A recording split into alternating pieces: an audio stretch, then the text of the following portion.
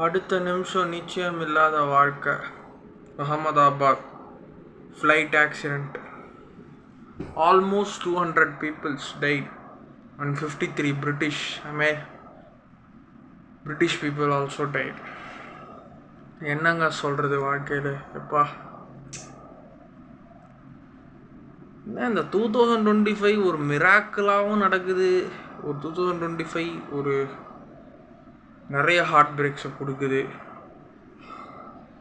நம்ம சமீபத்தில் இப்போ தான் ஒரு 4-5 வாரங்களுக்கு 6-7 வாரங்களுக்கு முன்னாடி காஷ்மீரில் டெரரிஸ்ட் அட்டாக்கு, அப்பாவியான இன்னசென்ட் டூரிஸ்ட் ஃபேமிலிஸ் இறந்துட்டாங்க. இப்போ ஃப்ளைட்டில் பேசஞ்சர்ஸ் அதில் 53 ஃபாரினர்ஸ், 200+ இண்டியன்ஸ்.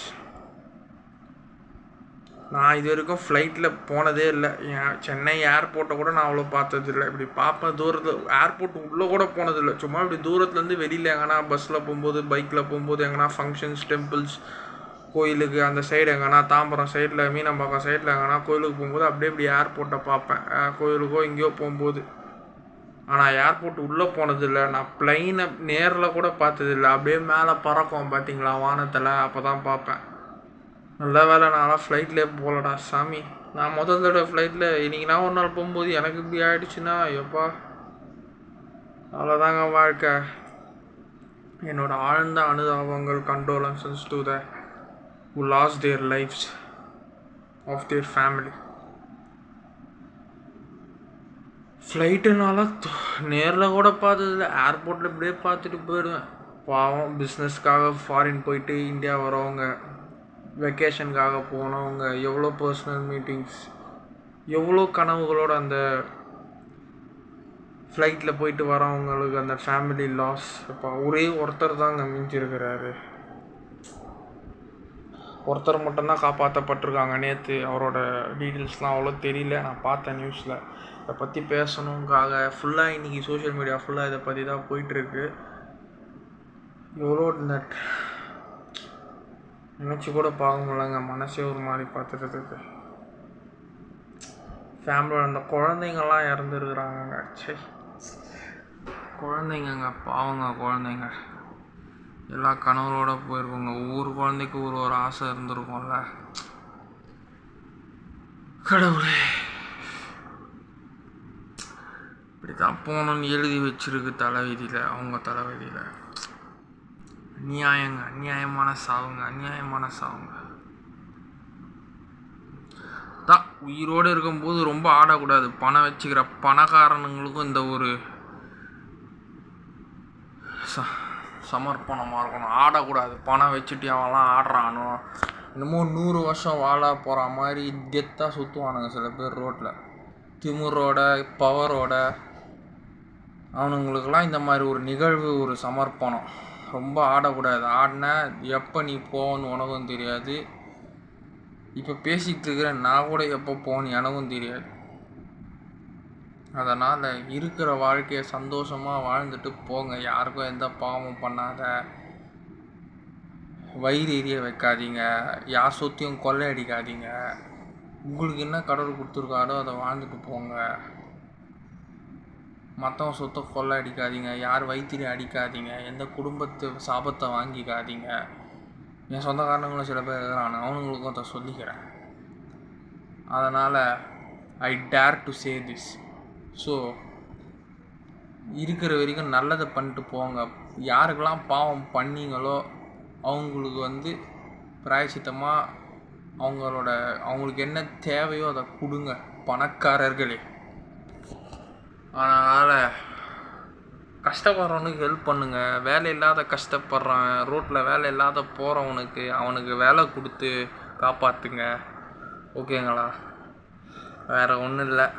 என்னோடய ஆழ்ந்த இரங்கல் to the Ahmedabad flight air crash families. துயரமான சம்பவம். 2025 மிராக்கிளும் நடக்குது, அதே 2025 மிகப்பெரிய அப்செட்ஸும் கொடுக்குது. எஸ், பாய். அடுத்த நிமிஷம் நிச்சயம் இல்லாத வாழ்க்கை நாம் இப்போ வாழ்கிறோம். அகமதாபாத் டு லண்டன் அந்த ஏர் கிராஷ் இன்சிடெண்ட் நான் இது வரைக்கும் என் லைஃப்பில் ஃப்ளைட்லேயே போனது இல்லைங்க. ஃப்ளைட்டு சென்னையில் தான் இருக்கிறேன். சென்னை ஏர்போர்ட்டை கூட அப்படி எங்கன்னா ஊருக்கு எங்கன்னா போகும்போது அப்படியே எப்படி ஏர்போர்ட் இப்படி எட்டி பார்ப்பேன், அவ்வளோதான். ஃப்ளைட்டில் வெக்கேஷன் போகிறவங்க, வெக்கேஷன் போயிட்டு வரவங்க, பிஸ்னஸ் ஒர்க் முடிச்சுட்டு வீட்டுக்கு வரவங்க, பாவங்க இன்னசென்ட் லைஃப்ஸ் போயிடுச்சுங்க. அநியாயமாக 200 பேருக்கு மேலே இறந்துட்டாங்க. அதில் உயிர் பழைச்சதே ஒரே ஒரு மனுஷன்தான். நேற்று தான் அந்த மனுஷனை போய்ட்டு நம்ம honourable prime minister Narendra Modiji அவர்கள் போய் பார்த்துட்டு வந்தார். அவ்வளோதாங்க. போகும்போது எவ்வளோ சந்தோஷமாக போயிருப்பாங்க. அவங்க சாக போகிறாங்கன்னு அவங்களுக்கு தெரியுமா? எவ்வளோ சந்தோஷமாக போயிருப்பாங்க. இப்போ தான் அந்த ஆப்ரேஷன் சிண்டோர் டெரரிஸ்ட் அட்டாக் வேறு காஷ்மீரில் நடந்தது. அதுக்கப்புறம் இப்போ இந்த ஒரு பேடான இன்சிடெண்ட். லைஃப்பில் நான் ஜெயிப்பேன். ஃபஸ்ட்டு லைஃப்பில் உயிரோடு இருக்கிறோமா, அதுதான் மிகப்பெரிய விஷயம். காசு சம்பாதிக்கிறது அப்புறம் சம்பாதிச்சிக்கலாம். உயிரோடு இருக்கிறோமா, என்ன டைமில் எது நடக்கும்னு யாருக்கும் தெரியாது. அழகாக ஜாலியாக ட்ரிப்பு போகிறது வர்றது, போயிட்டு சேஃபாக வருமா. நீ உயிரோடு இருப்பியான்னு உனக்கு என்ன கேரண்டி இந்த உலகத்தில்? ஸோ நான் உயிரோடு இருப்பேன்டான்னு உன்னால் சொல்லிக்க முடியாது. ஸோ எந்த நேரத்தில் என்ன வேணாலும் நடக்கலாம். அதான் வாழ்க்கை. அந்த மாதிரி உயிரை வச்சுக்கின்னு நல்லா பணத்தை வச்சுக்கின்னு ஆடுறவனுக்கெல்லாம் எப்போனாலும் உயிர் போகலாம். அதுக்கெல்லாம் இதெல்லாம் தான் ஒரு சாம்பிள். இது நான் யாரையும் சொல்லலை, அப்படி யாரையும் சொல்கிற மாதிரியே வச்சுக்கோங்க. யாரையும் நான் சொல்லலை, ஆனால் யாரையும் சொல்கிறேன் அப்படின்னு எனக்கு தெரியுதா, நான் யாரையும் சொல்லலை. ஓகேவா? ஸோ இருக்கும்போது நல்லதை பண்ணிட்டு போனோம், அவ்வளோதான். என்னால் என் இன்கம்மை வச்சு நான் எவ்வளோ நல்லது பண்ணுறேனோ அதை நான் பண்ணிட்டு போவேன், அவ்வளோதாங்க. Life is unpredictable. ஆடக்கூடாது உயிரை வச்சுக்கின்னு. ஒரு உயிரை காப்பாற்றுறது எவ்வளோ கஷ்டம்னு ஹாஸ்பிட்டலில் போய் பாருங்கள். ஹாஸ்பிட்டல்லாம் டாக்டர்ஸ் எவ்வளோ கஷ்டப்பட்டு உயிரை காப்பாற்றுறாங்க. எப்பா அன்றைக்கி ஒரு 2-3 நாளைக்கு முன்னாடி எனக்கு ரொம்ப தெரிஞ்ச வேண்டப்பட்டவங்க ஹாஸ்பிட்டலில் உடம்பு சரியில்லைன்னு பார்க்க போனாங்க. நான்லாம் செத்துடலான்னு நினச்சேன். ஆனால் ஒரு உயிரை காப்பாற்றுறதுக்காக அந்த ஹாஸ்பிட்டலில் எவ்வளோ போராடிட்டு இருக்கிறாங்க. அன்றைக்கி தான் அந்த உயிரோட வேல்யூ தெரிஞ்சுது. அன்றைக்கி உணர்ந்தேன் நான் உயிரோட வேல்யூ. நம்ம உயிர் எப்போ போகணுன்னு எப்போ எழுதியிருக்கோ அப்போ தான் அது போகும், தவிர நம்ம ரொம்ப காம்ப்ளிகேட் பண்ணிக்கக்கூடாது. எல்லாருக்கும் தான் வாழ்க்கையில் பிரச்சனை இருக்குது. அதுக்கு செத்துடுறாங்களா என்ன? செத்துடுறவன் கோழை. ஃபேஸ் பண்ணணும், அவ்வளோதான். பார்த்துக்கலாம், ஃபேஸ் பண்ணலாம். என்ன ஃபேஸ் பண்ணணும்? இந்த கேமரா குட்டியூண்டு தான் இருக்குது. ஆனால் ஒரு வீடியோ கவரேஜ்னால் எவ்வளோ பெரிய ப்ராசஸ் பண்ணுது. அந்த மாதிரி தான் உயிர் சின்னது தான், ஆனால் அந்த உயிரோட ப்ராசஸ் ரொம்ப பெருசு. You understand? எஸ். அதே மாதிரி தான் தவுளூண்டு இருக்கிற பொருளுக்கு தான் என்றைக்குமே வேல்யூ அதிகம். தம்மா துண்டு ஆங்கர் தாண்டா அவ்வளோ பெரிய கப்பலே நிறுத்துது. அதுதான் பாய்.